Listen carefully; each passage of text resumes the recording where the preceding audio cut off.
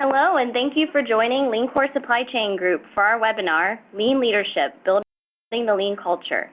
My name is Kelly Dodd, and I'm the Marketing Manager at Lean Core. Today, we will cover the key differences between lean leadership and traditional leadership, the importance of creating lean leaders who understand and focus on the power of people, and how sustained results can be achieved by creating a problem-solving culture where people are engaged in the business and continuously improving processes. Our presenter is Robert Martichenko, founder and CEO of Lean Core Supply Chain Group.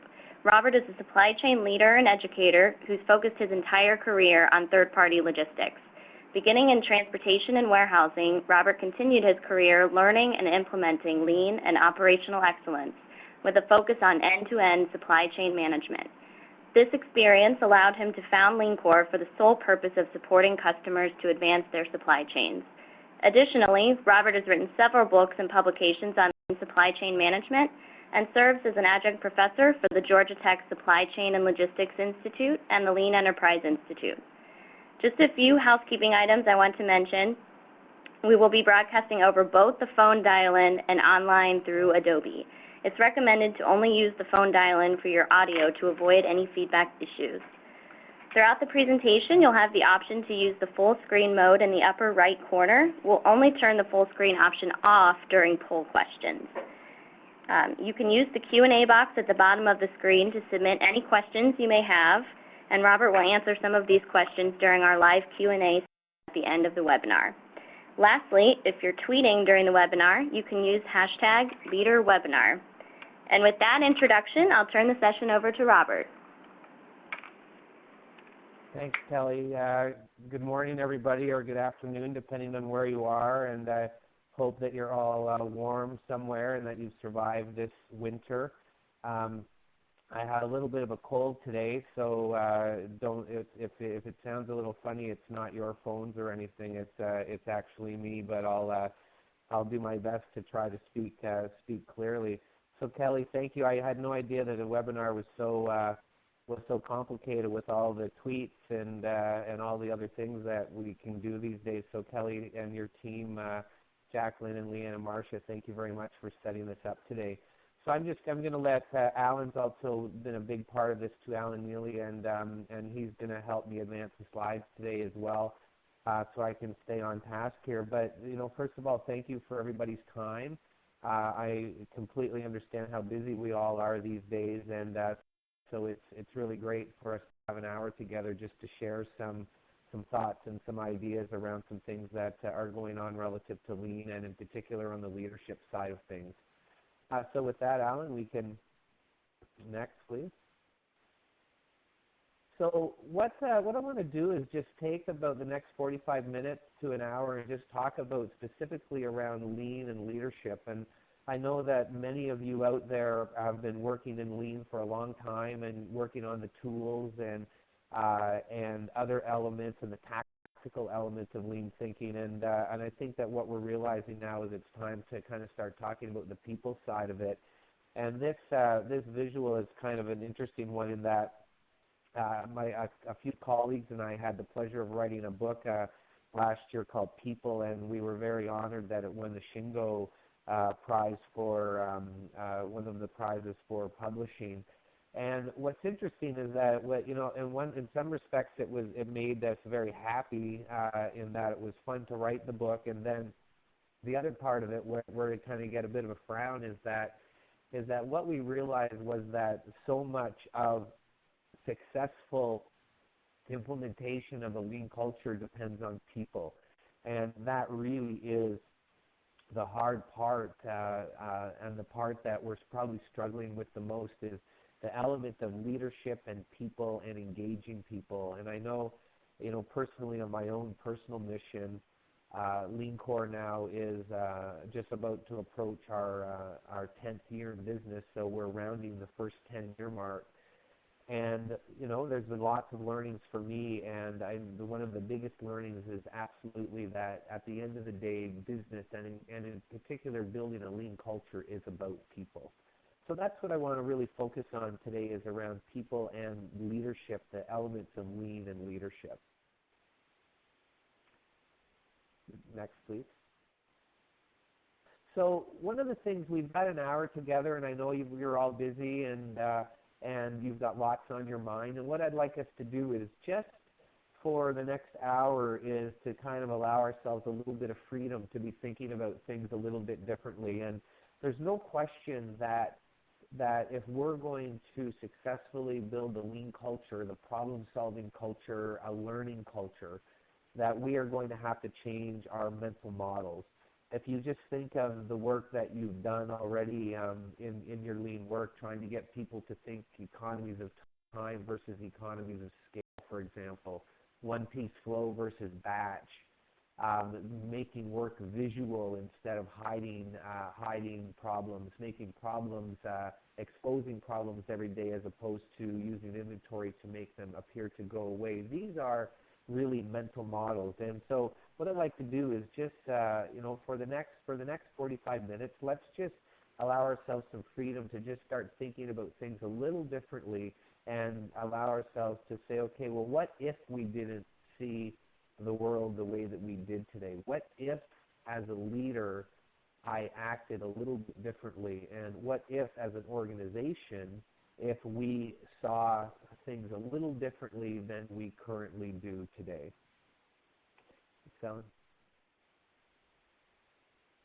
So just to tee this up from a leadership point of view, I'm going to talk a little bit of some contemporary folks out there, but I always like to go back to these three folks who I haven't found anybody yet in my travels who says that they don't think that Socrates and Plato and Aristotle were pretty bright guys. So if you just think of some of their quotes, like all men by nature desire knowledge.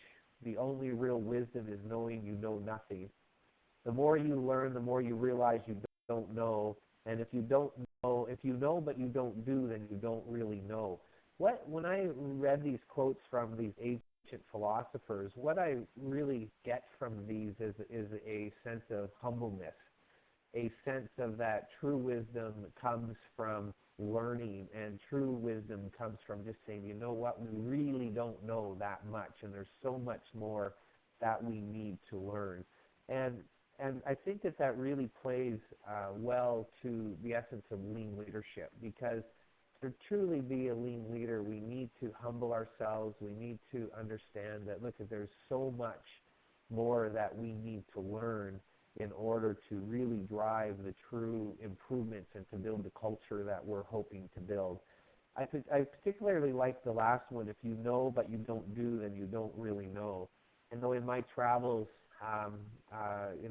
both personally and my own actions as a leader, there's days I think I know, but then my actions don't actually walk the talk, and then I say to myself, okay, well, maybe I don't actually know. And I know in my travels on the supply chain side, often I'll run into people and they'll go, yeah, well, I know one-piece flow makes sense, but then the organization doesn't embrace one-piece flow. So if you know but you don't do, then you don't really know. And I think that's a very powerful quote. And I'll take it that if it comes from one of these three folks, that it must be reasonably allowable. Thanks, Alan. So what I'd like to do is just go into 6 areas of lean leadership. And I'm going to call these the lean leadership principles. And we in our work, in particular on the supply chain side and the third-party logistics side, we use the word principle often because a principle is something that we just say, you know what, this is just something that we believe. A principle is something that you don't need data to support. You don't need a break-even analysis or return on investment analysis. A principle is something that you just say, you know what, I believe with all of my being that this is true, and I am going to act as a leader because of these principles. All of us know about principle-based leadership in our personal lives, how we treat our families, how we treat friends, how we raise our kids, how we hope to be treated by other people, and how we treat other people is all principle-based. But what we haven't done in large part is to create these principles and to drive them from a business point of view. So we understand them from a personal point of view, and now what we're trying to do is say, okay, well, what are the leadership principles from a lean point of view for business. And these are the 6 elements that we're going to go through here over the next 45 minutes. So show respect, understand purpose, value people, value process, engage in problem solving, and balance process and results. Thanks. So the first is show respect. So this is a big part of, like, if you even go back to some of the original writings of Henry Ford and Taiichi Ohno of Toyota Motor Manufacturing and Dr. Deming, there are elements in all of their work around this, the concept of that leaders have to show respect. So first thing is, well, what does that mean? We need to understand what that means in order for it to be something that we can actually do from a day-to-day point of view. So what we mean by this is that a lean leader respects the customer by understanding their needs, and we have a high sense of urgency to exceed customer expectations through continuous improvement. So we respect our customers, and we respect and the way you show respect to your customer is by understanding their needs, and then by having a high sense of urgency to meet those needs through continuous improvement. We also respect people, all people, by creating a physically and emotionally safe working environment. So not only do we want our work environment to be physically safe, but we also want it to be emotionally safe as well. We are empathetic, and we put ourselves in other people's shoes. We want to better understand their mental models. This is a big part of lean leadership, is the ability to say, okay, you know what? I don't really understand where you're coming from with this, but I want to understand. So allow me to ask some questions.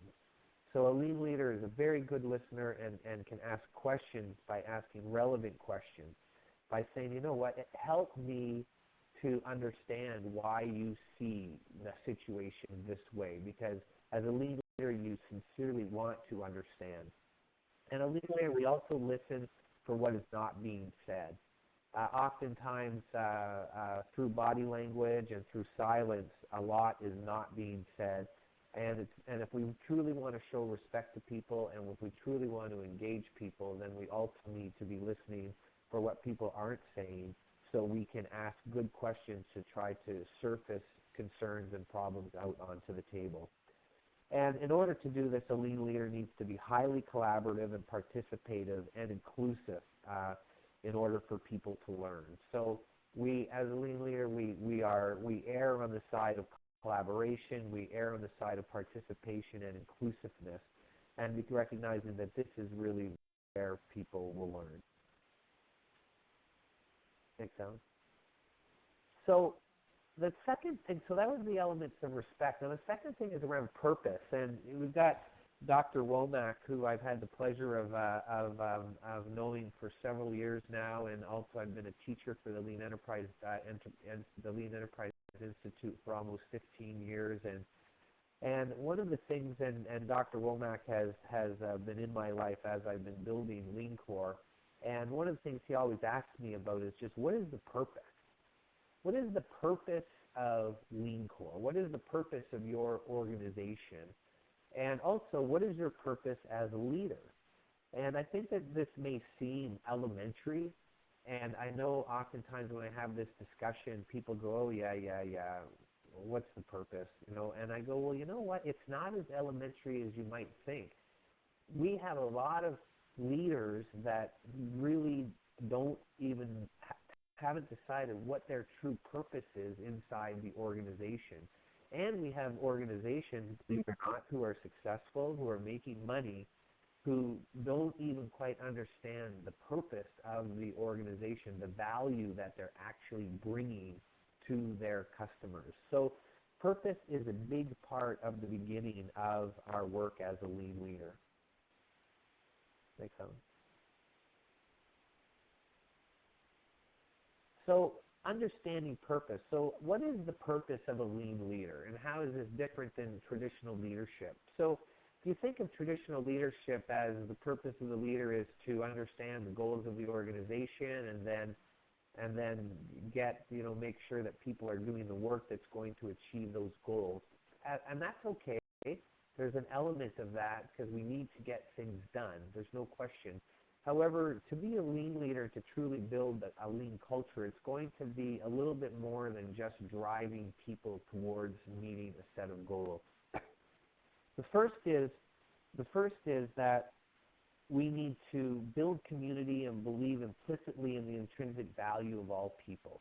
So a lean leader builds community and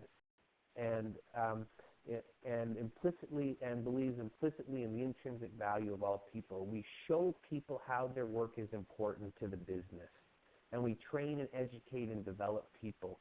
What we understand is that the organization is only going to become a lean culture if all people are involved.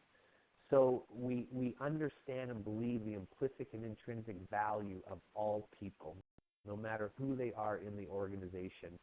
And we show people how their work is important to the business. As a leader, we need to recognize that we have a lot of people in our organizations that are doing transactional work, and they know their job, and it's transactional, input, output, but they don't know how it connects to the greater value that we're providing the customers. So it's very important for us to make sure that people know the value of the work that they're doing. So as lean leaders, define the roles and responsibilities for all team members. We know and articulate and teach our operating principles. And we support team members to be process owners who are responsible for customer satisfaction and continuous improvement activities. So we truly spend time to make sure that people know their roles and their responsibilities, that they understand the operating principles from which we're running the business. In other words, an operating principle is just the things that we believe in. When we say, you know what, we believe that flow and velocity and visual management and standard work and quality at the source, we believe these things are the right way to run a business. So we need to be, as leaders, we need to be able to know and articulate and teach these operating principles. And then we also need to support team members to be process owners who are responsible for customer satisfaction and responsible for continuous improvement. We can't continue to parachute in the engineers and what we call the smart people, and that's sarcasm the way I say that. So we need to make sure that all people know their roles and responsibilities, that people are owners of their processes at the local content, at the functional level, and that they are in fact responsible for customer satisfaction relative to the value they're producing and continuous improvement of those activities. Thanks, Alan. So lean leader, the purpose continued. We define and we visualize and we articulate the value provided to customers. And this is if for many of you, you've been doing value stream maps for some time, I'm sure, and continue to do work across the value stream. And I know from a Lean Core point of view in the consulting part of our business, we do training and education and consulting, and we're a third-party logistics provider. So on the consulting side of the business, most of our work recently has been end-to-end work. So this is work where we're truly visualizing the supply chain from customer consumption all the way up through distribution, through manufacturing, up into the supply base. This is very, very important work, and from a leadership point of view, this is where we can make the most impact. Because what we know after 20, 25 years now of driving lean tools and lean principles inside companies is that when you do the important functional work, which is important, the work that you do in your area or within your four walls, that work is important, but there'll come a point where you hit a ceiling of improvement, where you can't do any more any more significant work, because the work now has to be across the value stream. You have to work with customers to get the next element of waste down. You have to work cross-functionally inside your organization to get the waste out, or you have to work with your suppliers to get the waste out. So a lean leader understands and has the ability to work across the value stream, and also the lean leader understands how to use the voices, the voice of the customer and voice of process and voice of team members to develop facts. So as opposed to leading with reports and sitting in your office, a lean leader gets out on the floor where value is being created, and determines through voice of the customer, talking to the customer, through voice of the process, understanding how the processes are reacting, and then through voice of the team member to understand how team members are feeling. Those voices provide facts that then as leaders we can use to attempt to create more value for the customer and for continuous improvement activities. So Kelly, you have a question there. Did you want to, is there anything we need to do from a training point of view? Nope. We have the question now on the screen on the bottom left. And the question is, does your organization follow operating principles? We'll be broadcasting the results here in just a sec. Great, thank you. Okay, great. And then moving on then, Alan, thank you.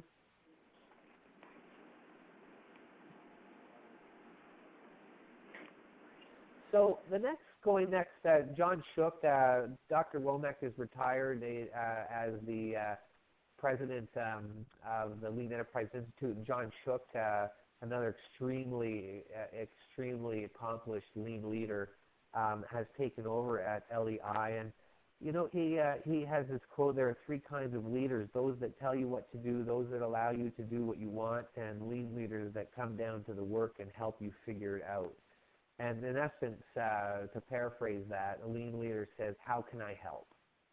It's a big element of lean leadership. Okay, Alan?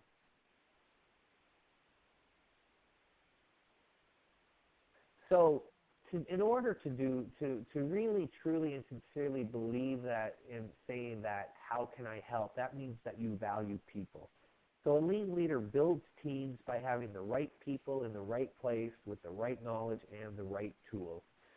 So, you know, this is very critical that we need to make sure that we have the right people in the right place with the right knowledge and the right tools.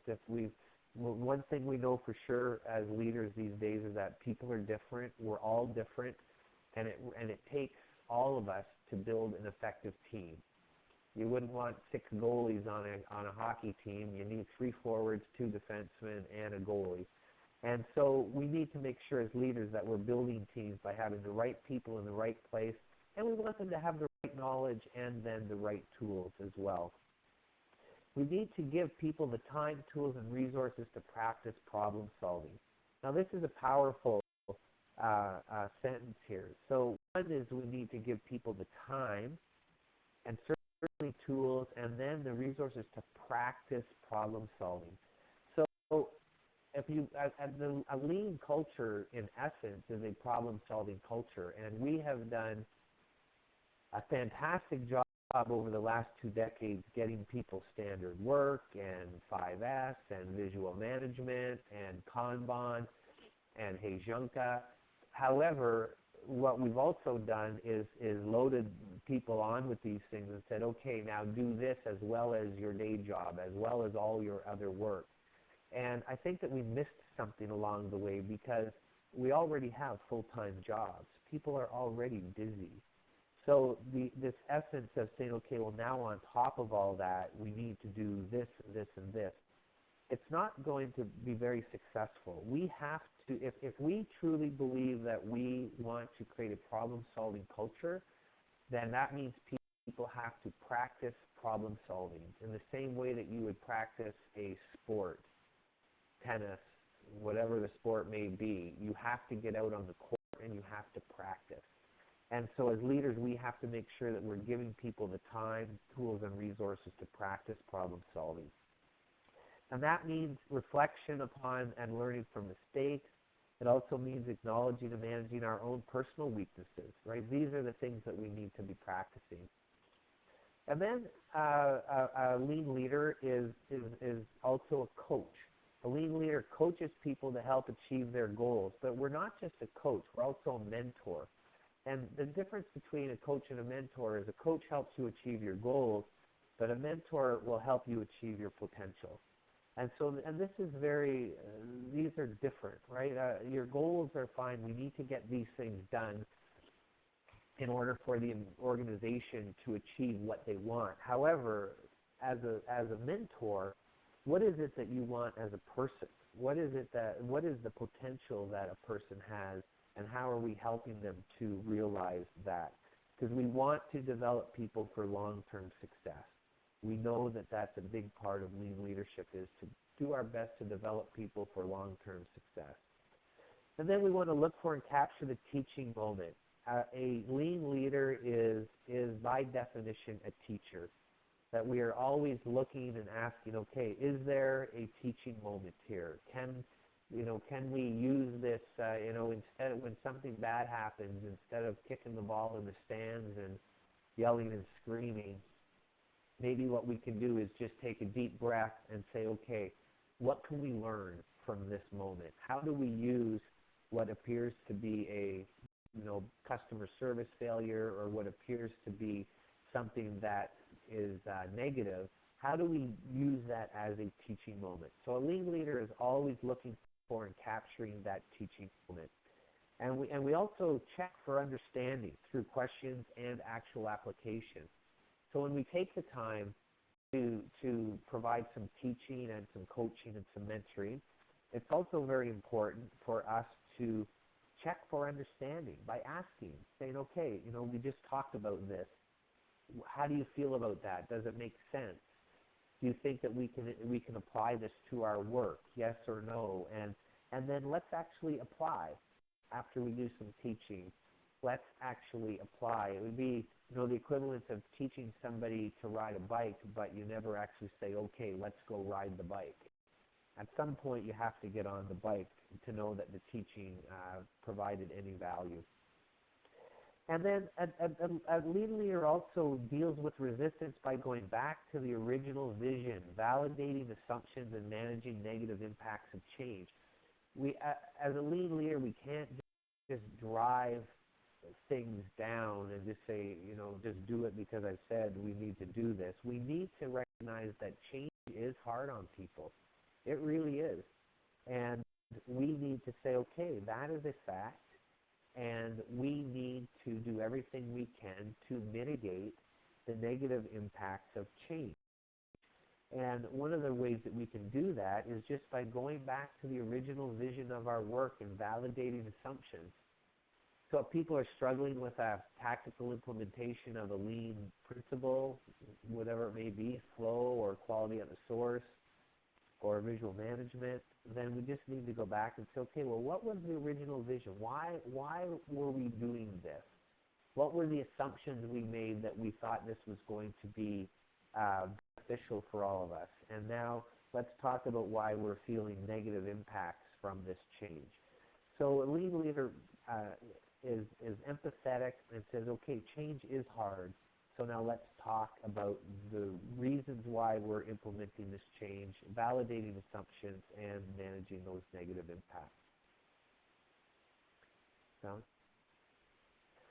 So another, Dr. Deming, another thought leader of lean, right? The problem is at the top. Management is the problem. You have to manage the system. The system will not manage itself. So Dr. Deming really was a little bit hard on leaders and management, because he believes that as leaders, we're the ones developing the processes that we're asking people to transact upon.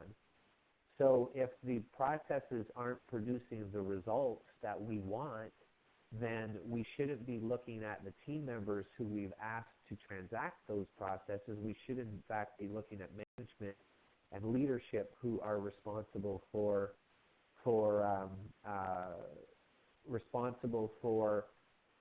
the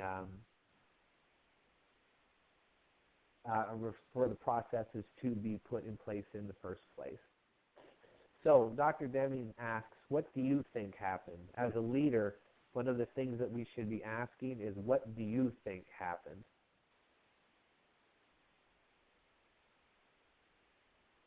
Processes. So what we're talking about now is processes. So, and that's what Dr. Deming was really focused on. I'm noticing I'm going to try to talk a little bit louder. I think that maybe a couple people are having problems probably hearing it, so I'll talk a little bit louder here. So the first thing that we need to recognize about processes as lean leaders is that processes want to fall apart. This was a big aha for me once upon a time when, it was probably about 5 years ago when I learned this essence of the second law of thermodynamics, this idea of entropy and the idea that processes want to fall apart. And so what this means, once we recognize this as a leader and we say, you know what, we know that every part of the universe is trying to make the process fall apart. So therefore, as leaders, what we need to be doing is simply trying to put pressure on the processes, put more pressure on the processes than they are putting pressure to fall apart. We need to be putting more pressure on the processes to keep them from falling apart. And hence the PDCA model. That's Dr. Deming's model, Plan, Do, Check, Act, really is just about making sure that we are putting pressure on processes in order for them to not fall apart. Thanks, Alan. So, to that end, a lean leader is very focused on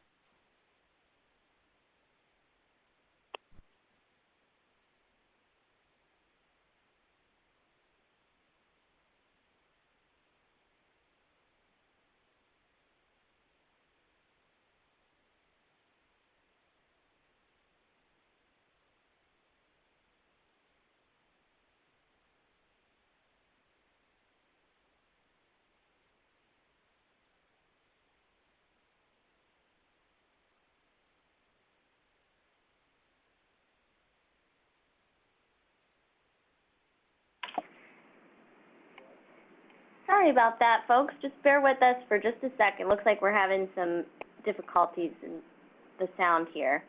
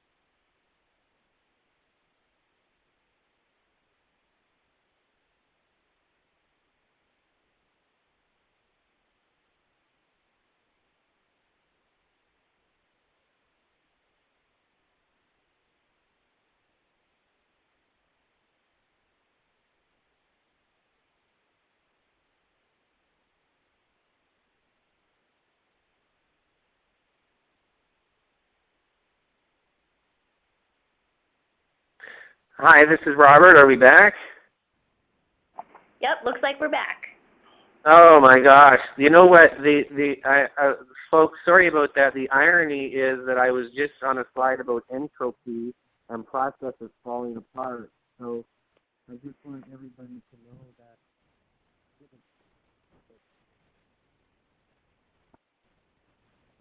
But that is just to tell you we're in good shape here.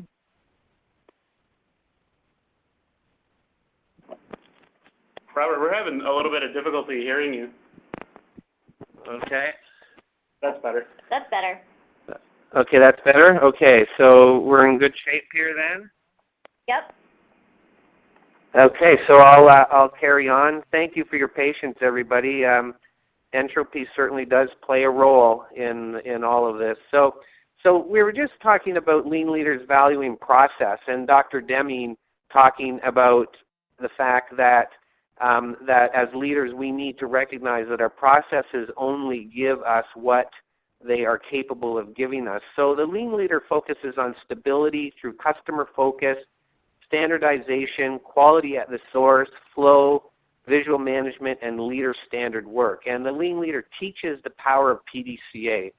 So when we look at these things, we can see that we've got the elements of lean thinking, stability, flow, standardization, quality at the source. But we've also got the very powerful leadership technique of plan, do, check, act. And then also with the lean leader uses strategy deployment to simplify and cascade vision into strategy and then into tactics and work plans. So I'm sure many of you out there are using strategy deployment or Hoshin planning, but this is a very, from a lean leadership point of view, it's a very powerful ability in order to be able to take vision and mission and cascade that down into strategy and into tactics, and then actually into work plans. This is how people in the end understand how their work actually provides value for the customer. So this ability to cascade vision into strategy, into tactics is very important from us. And again, a big part of this is around plan, do, check, act. Thanks, Alan. So this essence of value, once again, so from a process point of view, as a lean leader, we're also focused on managing total cost of business decisions across the value stream. We talked about this a little bit earlier, and this is a really critical part because what we're saying is, like, look, at not only do we need to be worried about our own area and our functional responsibilities, but we need to understand what are the total cost of some of these decisions that we're making, and how does that impact across the entire value stream? And this is, I believe that in the next 10 years, the real drive of leadership is going to be how we begin to work across the value stream. This is going to be the really important work that we do. And then also, the lean leader is a content expert, and this is in functional areas and adjacent processes, and we're highly participative. So this is kind of an interesting thing, and different than maybe what certain business and management principles have done over the years, is saying that this belief that anybody can be a manager, and it doesn't matter whether you have any content expertise. And I think from a lean point of view, we're starting to maybe disagree with that a little bit and say, you know what, as a leader, we need to have some content expertise. If we're going to lead a transportation department, we need to have some expertise in transportation. If we're going to lead manufacturing flow, we need to have some expertise in manufacturing flow. So we, as lean leaders, we want to spend the time, we want to learn, we want to understand that we are content experts in the functional areas and adjacent processes. And then also, again, to be highly participative. Thanks, Alan.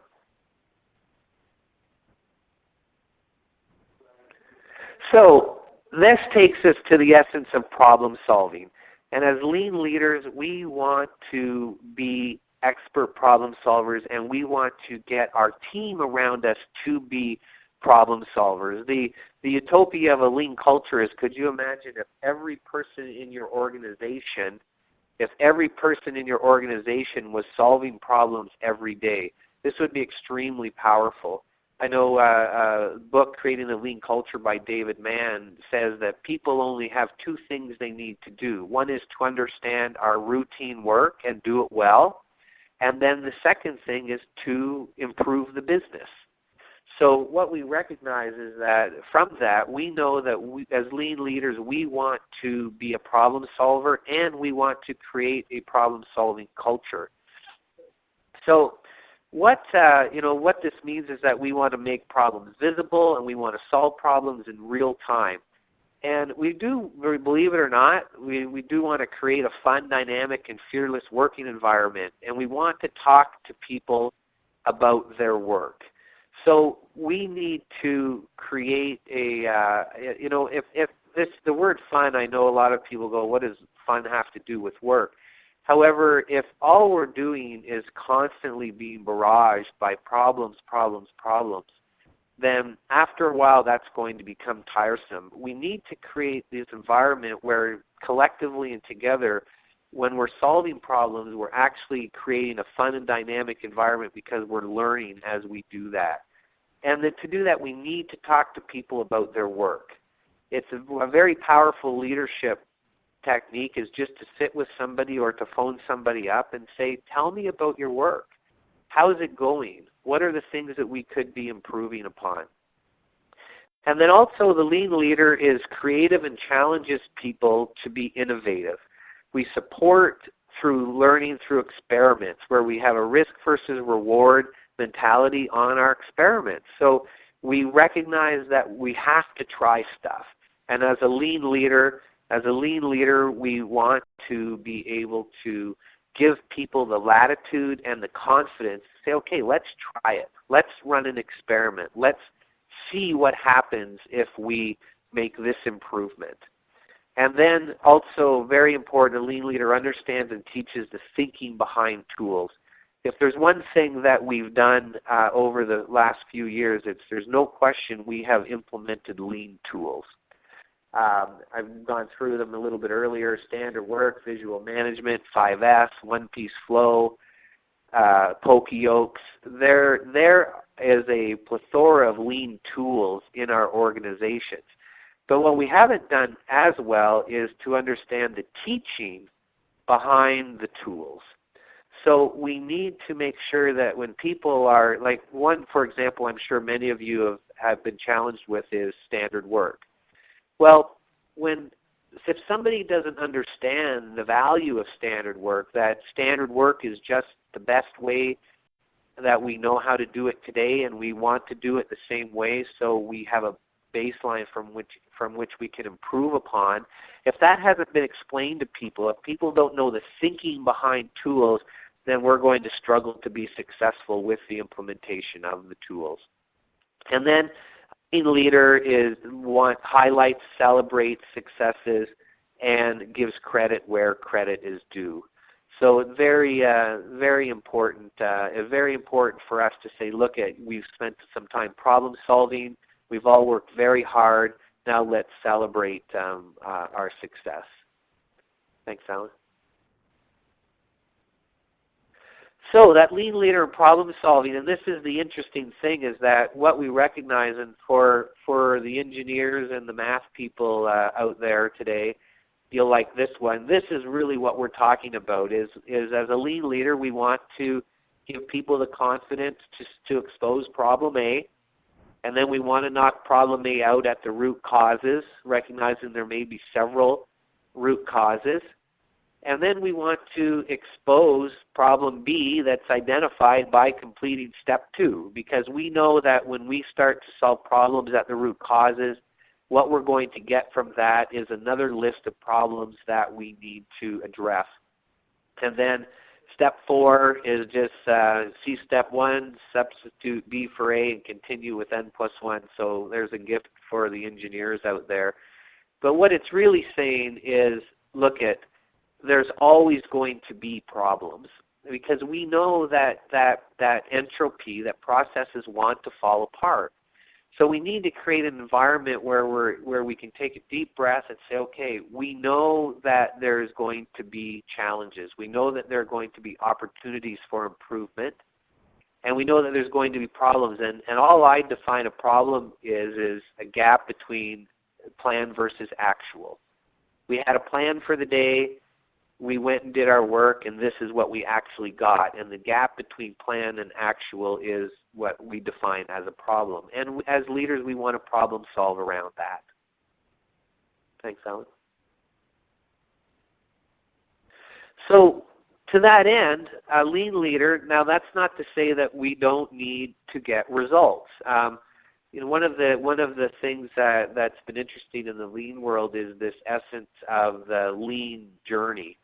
And I know I had a CEO tell me once, Robert, we have no time to go on a journey. We need results. And I thought the conversation was interesting in that I got this impression that the CEO felt that lean thinking was a journey that wasn't results oriented. And that's not the case. We want results. We want continuous improvement. We want to increase revenues. We want to reduce operating costs. We want to improve margins. We want to give results to shareholders, to our customers, and to our team members. However, what a lean leader recognizes is that there's a healthy balance between people, process, and results. If you are just focused on results, then your behaviors will drive focus on results at the expense of people and process. And so a lean leader recognizes that results are going to be accomplished if we focus on people and process. The results are only the outcome. If you think of grade 9 algebra, y is a function of x. The results are just what happens, and from the drivers of y is a function of x. Well, the x's in our business is people and process. So we need to be making sure that we are, as lean leaders, are focused on people and process. And that means that we believe in a healthy balance between people, process, and results. It means that we are humble and competent and fair while still holding people accountable for progress. It's not that we're trying to create a country club or a volunteer organization. We are trying to we will hold people accountable for results, but we do it in a humble way and in a competent way, and we will be fair to people as we're doing it. But at the same time, we will have targets, and we will hold people accountable to hit targets that we've determined are our targets as a team. And a lean leader is dependable and trustworthy as well, right? We walk the talk. People need to be able to depend on us as leaders. Thanks, Alan. So now I've got a few pictures that I'd just like to show you to kind of close some things out here a little bit. And so this is one of our facilities that we run on behalf of a customer. It's a warehousing operation. And you just see pictures of people that we put through our Lean Core Academy. So this is our essence of engaging our workforce and educating our workforce. And you can see that from the time we started our own internal Lean Core Academy to the time that we got people graduated through. So we trained people, we engaged with people, and we showed people respect by teaching them lean principles. You can see that our quality metrics were vastly improved, and you can see here true impact from the actual training. Thanks, Alan.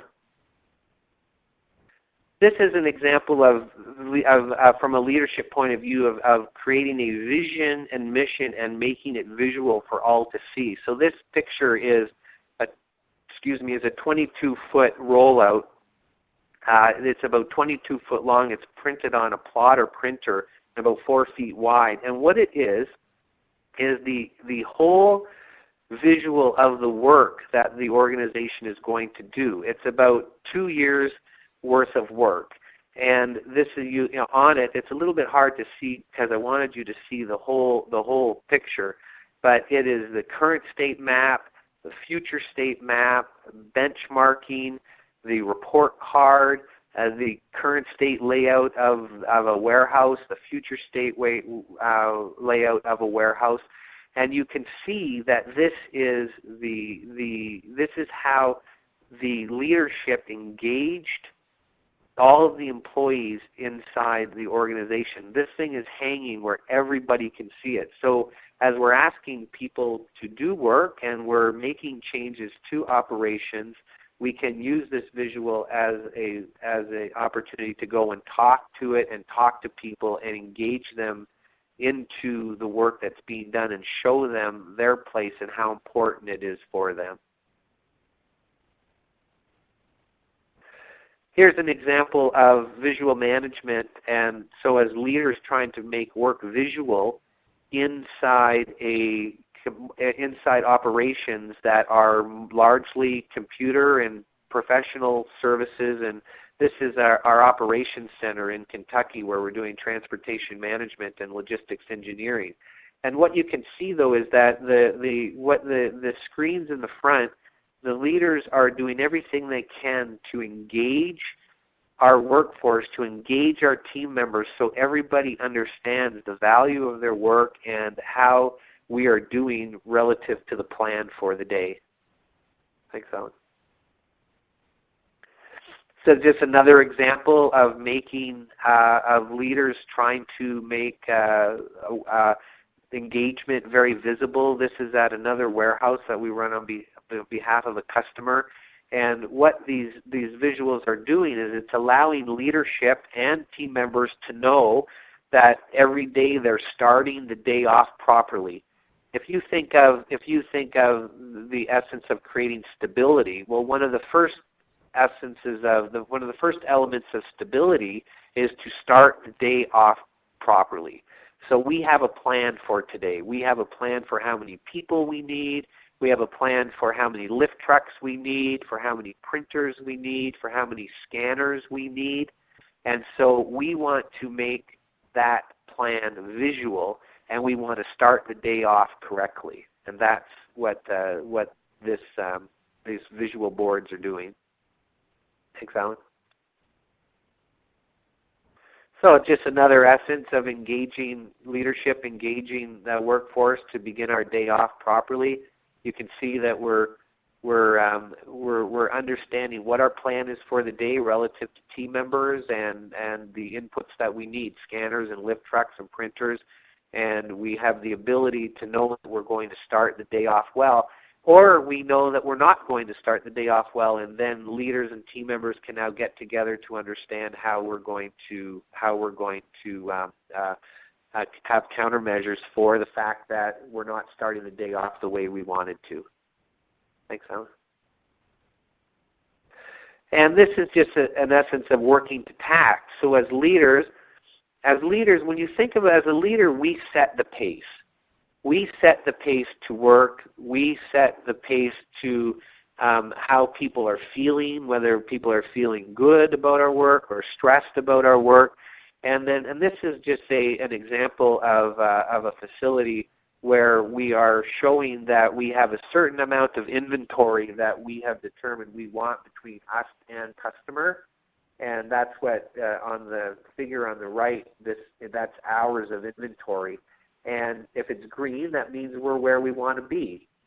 If it's blue, that means we have more than we want to be. And if there was a red there, that would mean that we would have not what we want. So what we've got here is we're making it very visual for all team members to understand the score of the game, for them to know, hey, how are we doing? Is today a good day? Is today a bad day? And that way people can get involved with the problem solving. They can get involved with engaging into the things we need to do to make sure that we have a successful day. Thanks, Alan. So it's right at 12 o'clock, and folks, I apologize about the audio and my cold.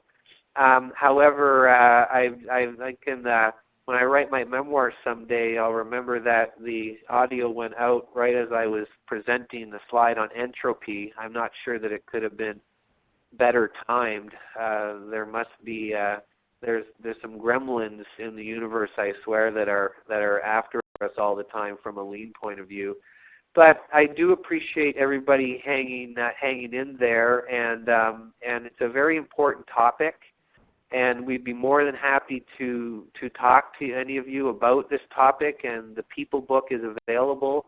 And also, we've taken the People book and we have taken the entire book and turned it into an online training curriculum as well.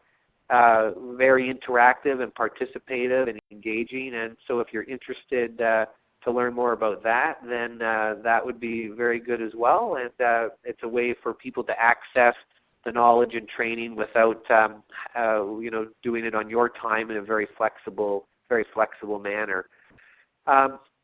And with that, I'd just like to thank everyone again. Thank you all for your time. I know it's valuable, and I look forward someday to talking with each of you more about how we're going to become lean leaders. Okay, thank you, Robert.